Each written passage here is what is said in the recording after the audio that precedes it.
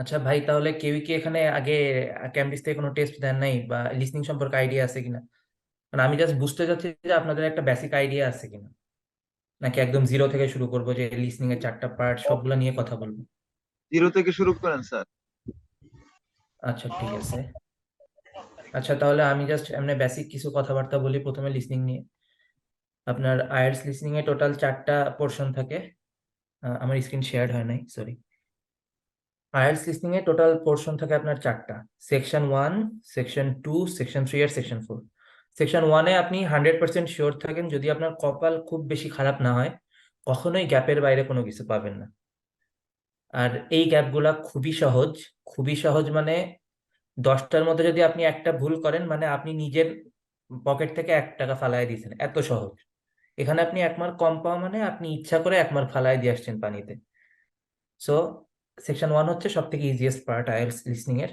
এখানে আপনাকে একটা স্ক্রিপ্ট বলবে, খুবই স্লোলি বলবে, আর 1 ওয়ার্ডই থাকে ম্যাক্সিমাম টাইমই। সো এগুলো খুবই সহজ। আজকে আমি সেকশন 1 নিয়ে কথা বলবো, যেহেতু আপনাদের আগে থেকে কোনো আইডিয়া নাই। আপনাদের যদি মোটামুটি আইডিয়া থাকতো আমি সেকশন 1 হয়তো স্কিপ করে যাইতাম, এটা এত সহজ। দেন আসে সেকশন 2। সেকশন 2তেও 10টা প্রশ্ন থাকে। তো সেকশন 2-র প্রশ্নগুলো সচরাচর 2 ভাগে ভাগ করা থাকে। এই যে যেমন এখানে দেয়া আছে ডাবল এমসিকিউ, যে এখান থেকে 2টা অ্যান্সার হবে। ডাবল এমসিকিউ দেয়া আছে 2টা, কোনো কোনো ক্ষেত্রে শুধু এমসিকিউ দেয়া থাকে, কোনো কোনো ক্ষেত্রে ম্যাপ দেয়া থাকে, কোনো কোনো ক্ষেত্রে বক্স দেয়া থাকে।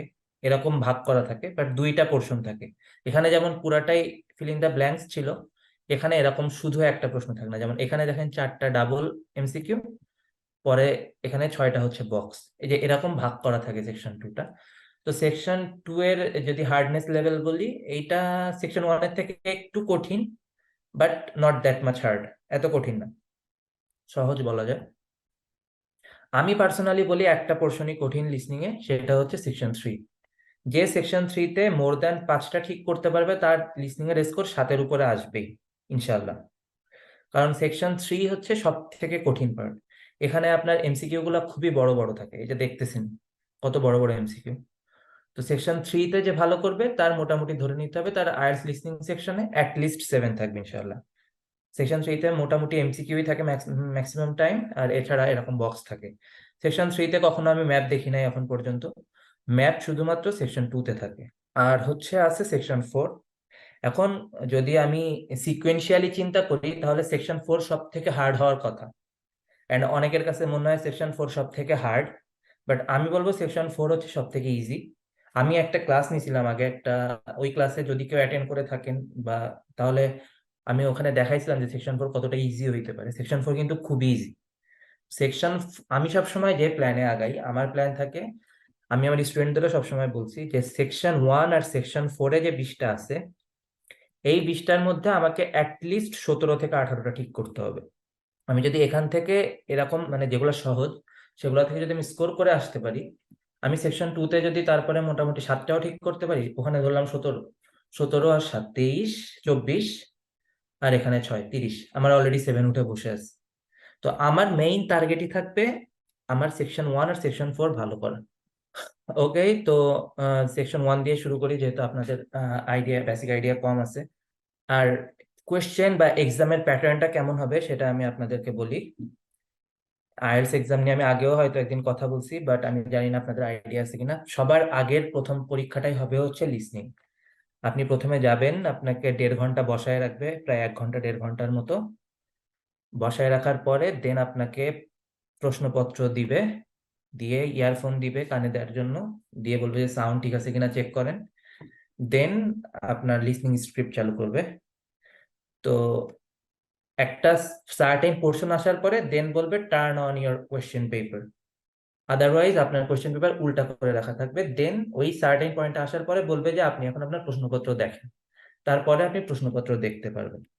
এইটা হচ্ছে আইএলটিএস লিসনিং এর স্টার্টিং। আর আইএলটিএস লিসনিং কে সবসময় ফোকাসে রাখবেন একটা কারণে, সেটা হচ্ছে আপনাদের সবার ফোর্থ সাবজেক্ট সম্পর্কে আইডিয়া আছে আই হোপ।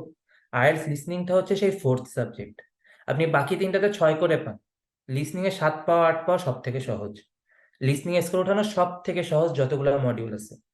আমি যদি লিসনিং এ 7 পাই, বাকি 3টা যদি আমি সামহাও 6 করে উঠে আসতে পারি, আমার নো ব্যান্ড লেস দ্যান 6 এর ব্যারিয়ার তো থাকতেছে, সাথে আমার ওভারঅল 6.5 উঠে যাচ্ছে। যেমন আমি যদি আমার পার্সোনাল রেজাল্টের কথা বলি, আমার বাকি আমার রাইটিং স্পিকিং অনেক কম ছিল, 7 করে ছিল। স্টিল আমার ওভারঅল 8 ছিল শুধুমাত্র লিসনিং এর জন্য, আর আমি লিসনিং এ 9 পাইছিলাম। লিসনিংটা হচ্ছে আপনার ফোর্থ সাবজেক্ট। লিসনিং আপনাকে বাকি যে পয়েন্টগুলো কম আছে সেগুলো মেকআপ করে আপনার স্কোরটাকে বাড়ায় দিবে। তো এই জন্য লিসনিংটাকে সবসময় ফোকাসে রাখবেন। তো চলেন একটা স্ক্রিপ্ট চালু করি, একটা স্ক্রিপ্ট চালু করে দেন আমি আপনাদেরকে আইডিয়া দিই যে কিভাবে এক্সামটা হয়। এটা হচ্ছে আইএলটিএস ক্যামব্রিজ 14। আচ্ছা, এখন পর্যন্ত কারো কোনো প্রশ্ন থাকলে আমাকে প্রশ্ন করবেন। কারোর প্রশ্ন থাকলে আমাকে সাথে সাথে একটা নক দিবেন যে ভাই আমার একটা প্রশ্ন আছে, আমি কথা থামায় আপনার প্রশ্ন শুনবো ইনশাআল্লাহ।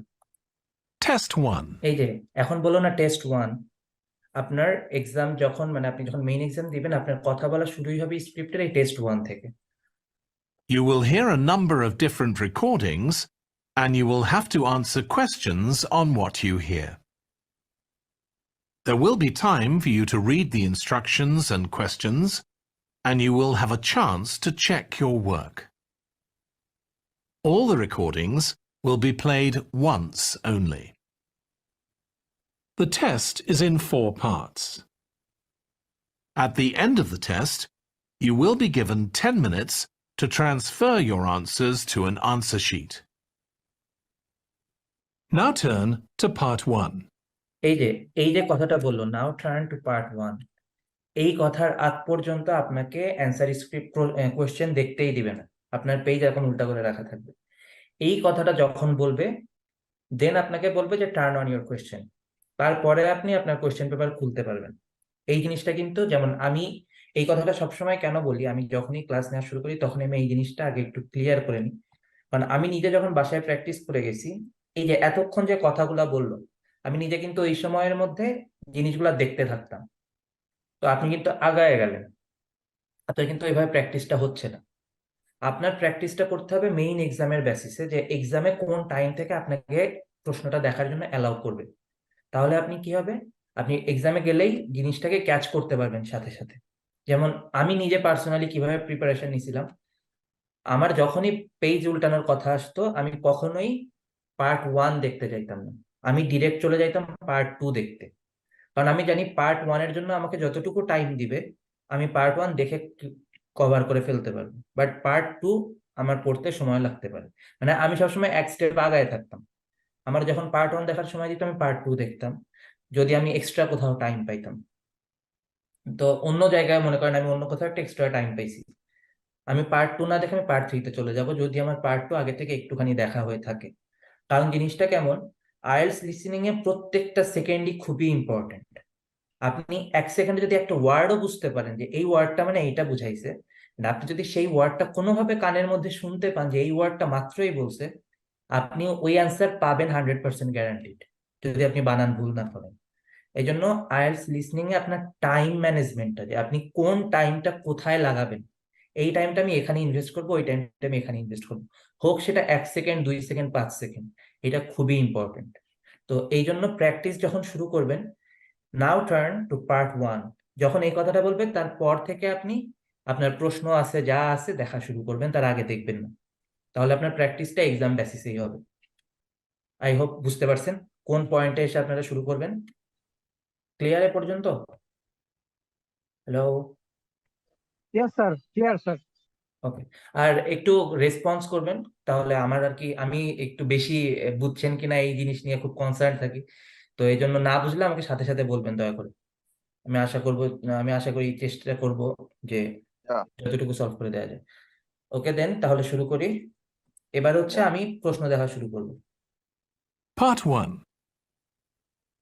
You will hear a woman reporting a theft to an officer in a police station. আচ্ছা, আপনারা প্রশ্নগুলো দেখেন, আপনারা আমাকে অ্যান্সার করবেন। First, প্রথমে কিছু you বলবো have না। some time to look at questions 1 to 3. আপনারা হচ্ছে কোশ্চেন সার্চ করে আমাকে 3টা প্রশ্নের অ্যান্সার বলবেন, সবাই খাতায় লিখেন। আমি জাস্ট দেখবো 1 2 3। আমি মিউট করে Listen রাখতেছি, carefully আপনারা অ্যান্সার and দেন। answer questions 1 to 3. Good morning. What can I do for you? I want to report a theft. I had some things stolen out of my bag yesterday. I'm sorry to hear that. Right, so I'll need to take a few details. Can I start with your name? Louise Taylor. Okay, thank you. And are you resident in the UK? No, I'm actually Canadian, though my mother was British. And your date of birth? December 14th, 1977. So you're just visiting this country. That's right.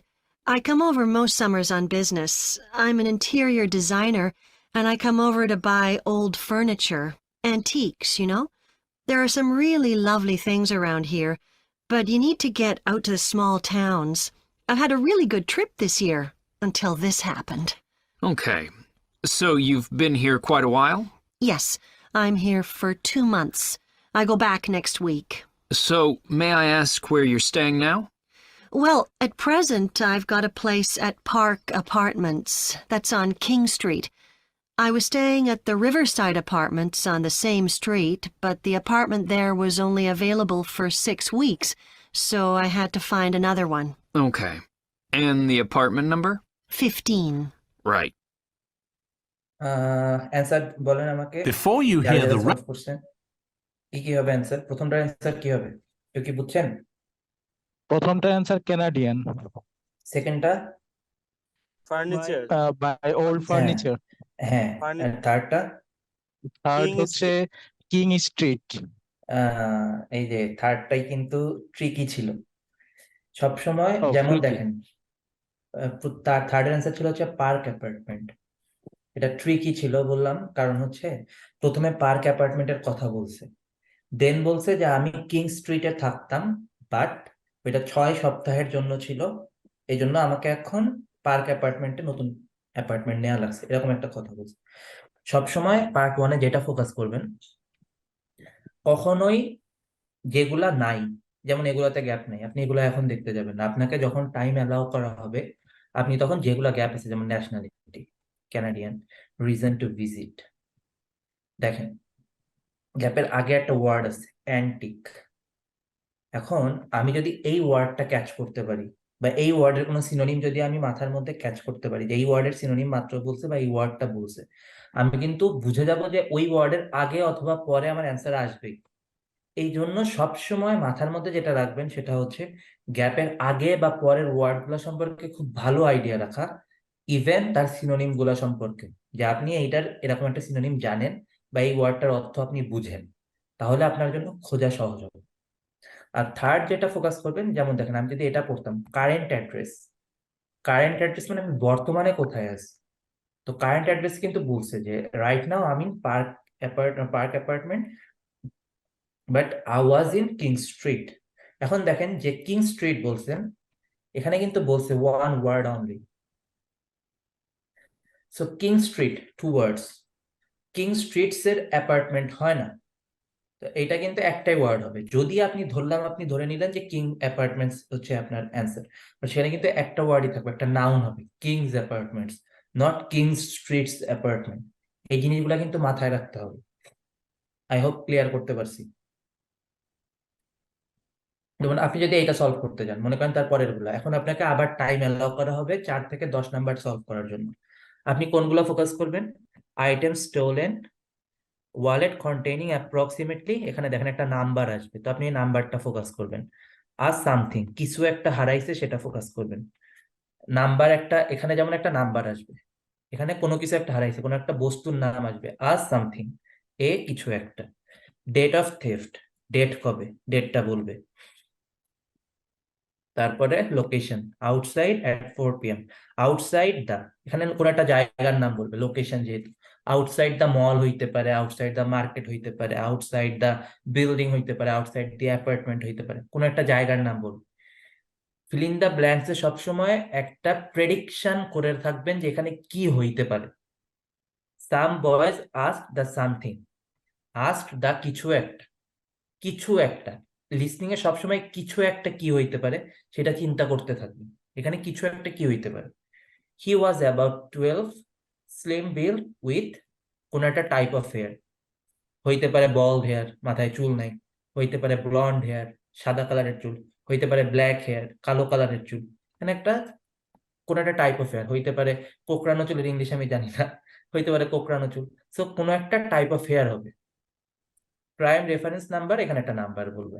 তো আমি যদি just এই জিনিসগুলোতে focus করতে পারি যে জিনিসটাতে কি আসতে পারে, এখানে একটা নাম্বার, এখানে একটা নাম্বার, তো আমি কিন্তু জাস্ট ওই জিনিসটার দিকে ফোকাস করে থাকবো, যে আচ্ছা এখানে একটা নাম্বার আসবে, ওই নাম্বারটা শোনা মাত্রই আমি লেখা শুরু করবো। তার আগে পরে কি বলতেছে আমি জাস্ট ওয়ার্ড গুলা ধরার চেষ্টা করি যে আমার জায়গা মতো কখন আসবে। এখন আপনারা 4 থেকে 10 পর্যন্ত সলভ করেন দেখি। Rest of the conversation, you have some time to look at questions 4 to 10. Now listen and answer questions 4 to 10. Now, I need to take some details of the theft. So, you said you had some things stolen out of your bag? That's right. And were you actually carrying the bag when the theft took place? Yes, I really can't understand it. I had my backpack on, and I went into a supermarket to buy a few things, and when I opened it up, my wallet wasn't there. And what did your wallet have in it? Well, fortunately, I don't keep my credit cards in that wallet. I keep them with my passport in an inside compartment in my backpack, but there was quite a bit of cash there, about £250 sterling, I should think.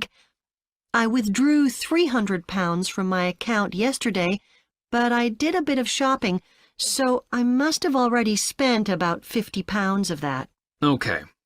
At first I thought, oh, I must have left the wallet back in the apartment. But then I realized my phone had gone as well. It was only a week old, and that's when I realized I'd been robbed. Anyway, at least they didn't take the keys to my rental car. Yes. So, you say the theft occurred yesterday? Yes. So that was September the 10th? And do you have any idea at all of where or when the things might possibly have been stolen? Well, at first I couldn't believe it because the bag had been on my back ever since I left the apartment after lunch. It's just a small backpack, but I generally use it when I'm traveling because it seems safer than a handbag. Anyway, I met up with a friend, and we spent a couple of hours in the museum. But I do remember that as we were leaving there, at about 4 o'clock, a group of young boys ran up to us, and they were really crowding round us, and they were asking us what time it was. Then, all of a sudden, they ran off. Can you remember anything about them? The one who did most of the talking was wearing a t-shirt with a picture of something. Let's see. A tiger. Right. Any idea of how old he might have been? Around 12 years old? And can you remember anything else about his appearance? Not much. He was quite thin. Color of hair? I do remember that. He was blonde. All the others were dark-haired. And any details of the others? Not really. They came and went so quickly. Right. So, what I'm going to do now is give you a crime reference number so you can contact your insurance company. So, this is 10 digits. 87954 82361. Thank you. So, should I contact the... That is the end of part 1. Answer গুলা বলেন শুনি, কে answer বের করছেন। কত টাকা approximately? 50 pound. আর কেউ? না, এটা হচ্ছে 250 পাউন্ড বলছে। দেখেন, আমি কি বলছি, আপনি জাস্ট একটা নাম্বারের দিকে ফোকাস করেন, কারণ এখানে একটা নাম্বার আসবে 100% শিওর। আপনি জাস্ট ওই নাম্বারটার জন্য বসে থাকেন। ও কি বলছে যে আমার 250 পাউন্ড হারায় গেছে, আমি গতদিন 300 পাউন্ড উঠাইছিলাম, তার থেকে 50 পাউন্ড খরচ করছি, সো অ্যারাউন্ড 250 পাউন্ড আছে। এটা কিন্তু সে ভাই, বলছে। একটা ইয়ে ছিল যে এখানে তো 4 এর পরে যে চিহ্নটা ওটা তো মানে ইউরো চিহ্ন। ওইটা হচ্ছে পাউন্ডের চিহ্ন। সরি, এটা তো ইউরো হচ্ছে আপনার এরকম, ইউরো হচ্ছে এরকম, এই যে মাঝখানে দুইটা দাগ থাকে, এরকম ইউরো মানে ইউরো হচ্ছে আর কি মাঝখানে দুইটা দাগ থাকে ইউরোতে, এর মতো। এটা হচ্ছে পাউন্ড। তো প্রথমে ও বললো যে 250 পাউন্ড, ওকে। তারপরেরটা সাথে কি হারাইছে? ওয়ালেট আর ক্রেডিট কার্ড। না, আচ্ছা, ওয়ালেট হারাইছে। দেখেন এখানে কিন্তু অ্যান্সার গুলা সিকুয়েন্সিয়ালি আসবে। ও কিন্তু ক্রেডিট কার্ডের কথা আরো আগে বলছে, তখনও কিন্তু সে টাকার কথা বলেই নাই যখন সে ক্রেডিট কার্ডের কথা বলছে। তার ফোন হারাইছে স্যার। হ্যাঁ, ফোন হারাইছে। সে কিন্তু টাকার কথা বলেই নাই যখন সে ক্রেডিট কার্ডের কথা বলছে। ক্রেডিট কার্ড কিন্তু অনেক আগের কাহিনী।